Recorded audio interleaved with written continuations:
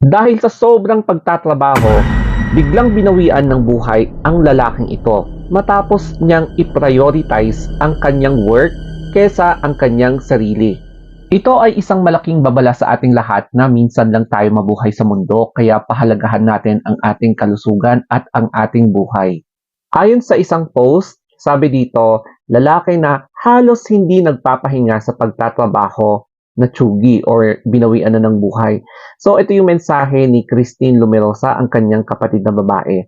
So sabi niya dito, rest in peace kapatid ko.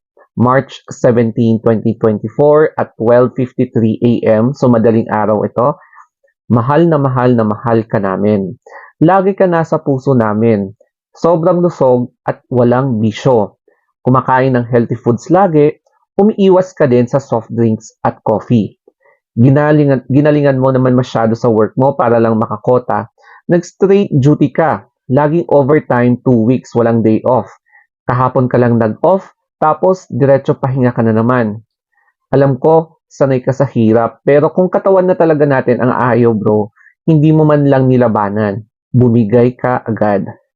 I'm so proud of you, napaka-independent mo, na kaya mo mapagtapos ng college habang nagwo-work. Hindi ka man binigyan ng mas mahaba pang buhay para makasama mo kami.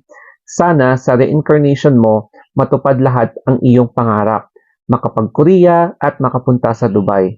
At higit sa lahat, makatulong sa iyong pamilya. So, yan po yung parang madamdamin talaga na mensahe ng kanyang kapatid. At meron pa, no? So, sabi dito, unexpected goodbyes are the most painful.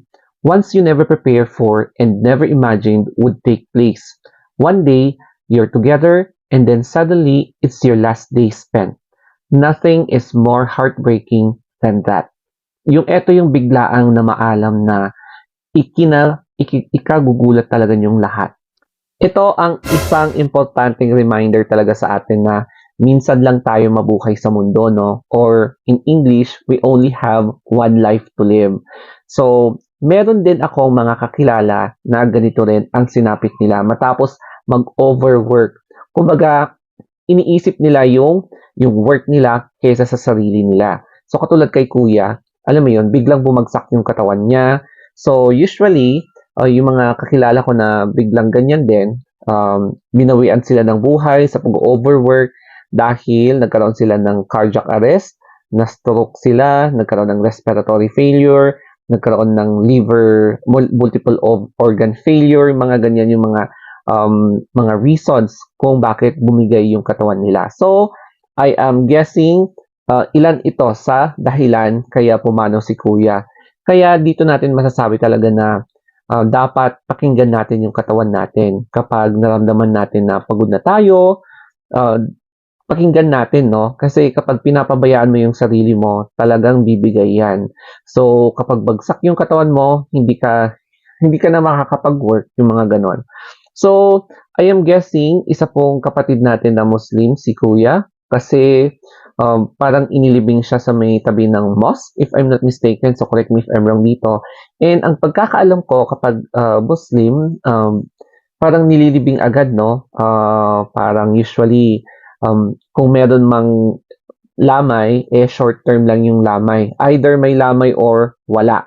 Yung mga ganon, yung parang practice ng kapatid nating mga Muslim. So, nakakalungkot kasi syempre, ang bata pa ni kuya, no? Para mamaalam dito sa mundo. So, para sa akin, eto na rin ang i-relate kong story time ko. For me, ang pinaka-stressful na duty is 16 hours. So, kapag naka-duty ako ng 3:11, tapos biglang hindi makakapasok yung karelyebo ko, yung mag-11:7 duty, no choice, ako yung magdu-duty, especially kapag hindi na available yung mga kasama ko magdu-duty. So, yun yung isa sa mga pinaka-stress.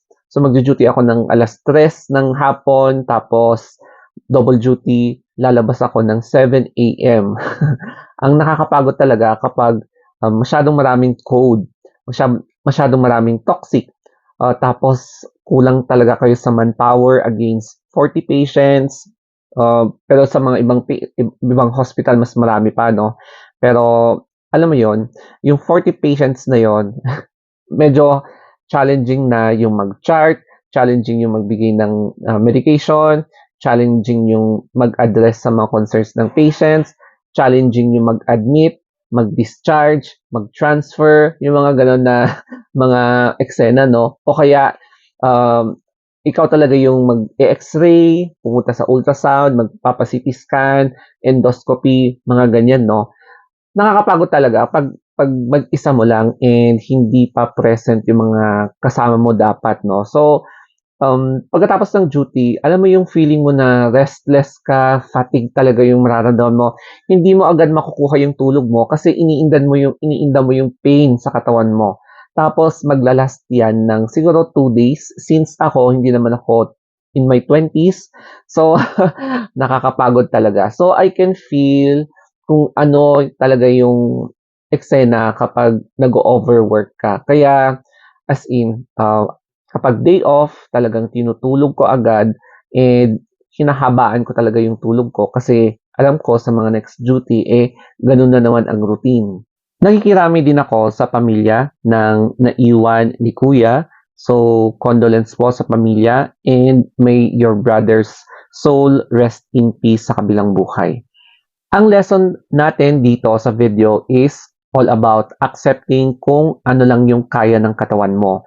Kasi mararamdaman mo talaga kapag nagsisimula ng i-reject ng katawan mo yung mga pressure physically, mentally, and emotionally.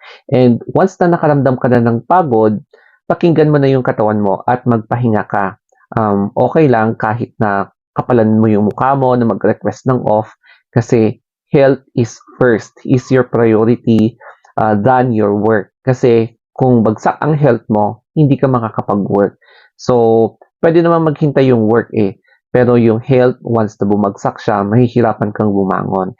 And worst, kapag biglang mawala ka dito sa mundo, hindi mo na talaga magagawa yung gusto mo kasi nasa kabilang mundo ka na.